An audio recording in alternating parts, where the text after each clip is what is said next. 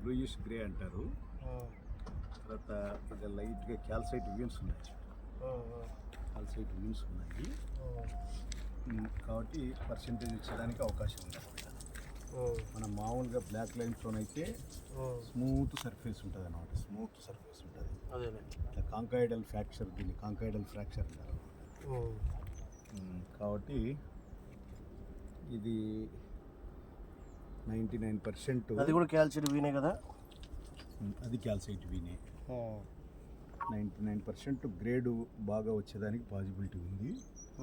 తర్వాత ఆ శుద్ధ కూడా అట్లే ఆడిస్తే ఆ శుద్ధ కూడా పలుకూరంత గ్రేడ్ రాకపోయినా కూడా 1% 2% తక్కువ రావచ్చు అది. కాబట్టి ఓవరాల్గా బ్లూయిష్ గ్రే కాబట్టి పర్సెంటేజ్ వస్తుంది. ఇంకా దీన్ని క్రచ్ చేసి ఒక లోడు పంపిస్తే యాక్చువల్గా ఏంటి అనేది క్లారిటీ 100% వస్తుంది. 100% వచ్చేదానికైతే పాసిబిలిటీ కనపడుతుంది ఫిజికల్గా చూసేదానికి. మనం అనాలిసిస్ పంపిస్తే ఏంటి అనేది పర్ఫెక్ట్గా వస్తుంది. గోల్డర్ అంతా చుట్టూ తీసుకోండి. గోల్డర్ అంతా తీసా, ఫోటో తీసాను. ఆ పిట్టు దీపం మంచి తీసుకోండి. మన బయట క్వారీలో అక్కడ పైన తీసుకోండి. దానికి దీనికి కలర్లో తేడా.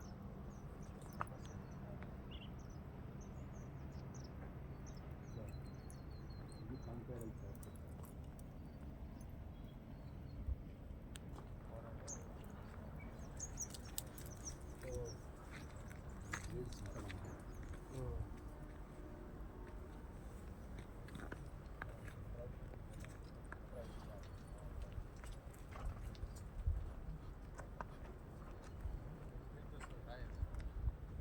ఆ శుద్ధ తీసుకో, చూద్దాం.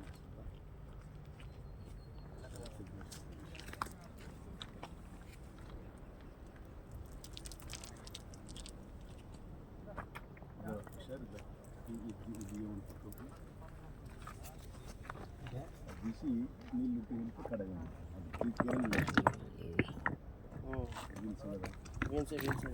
అది పక్కకు పెట్టాము.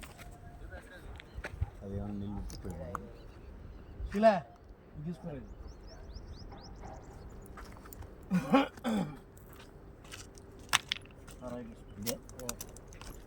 ఇది బండిగాడ మళ్ళీ పెట్టు.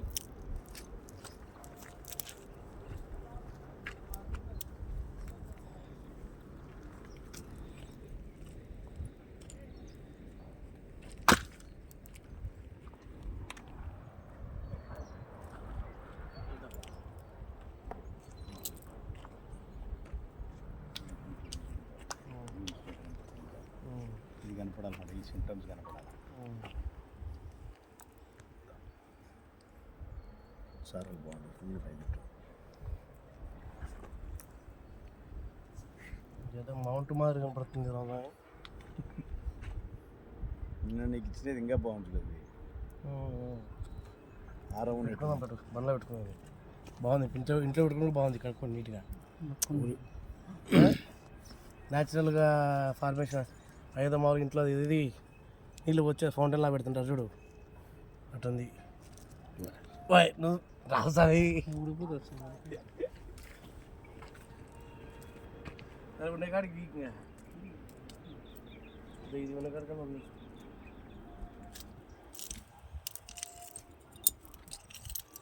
అంతా పోయేటట్టు బాగా వచ్చింది. ఎంతో మెట్లు అంతా తెస్తుంది మొత్తం. ఇది పెట్టుకోవాలి. ఇది స్ట్రాంగ్. ఇది పెట్టి